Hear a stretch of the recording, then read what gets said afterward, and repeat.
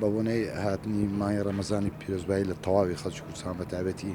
هەچی ساری سلێمانی یەکەم ئینشاڵڵا مانگی ڕەمەزان مانگی خێر و بەرەکەت بێ و خۆشی بێ بۆ ئەم شارەوە مولایەکمان بە خۆشی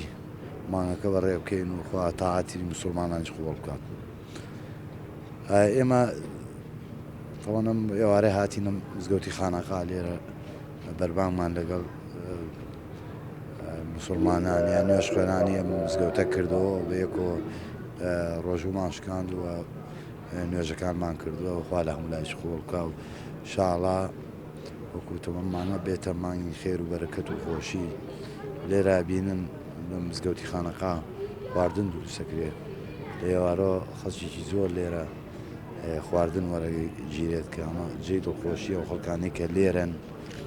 یاواران مەسەرەن شوێن و مەکانیان یا ڕێگەیان دوورە شوێنیان دوورە لێرە خواردنیان بۆ ئامادەکراوە کە خوا لەوانێ قبوڵ بکا کە خێریان کردووە لێرە بەشداریەکەن لەو دروستکردنی خوانە بۆ ئەو خەڵکە.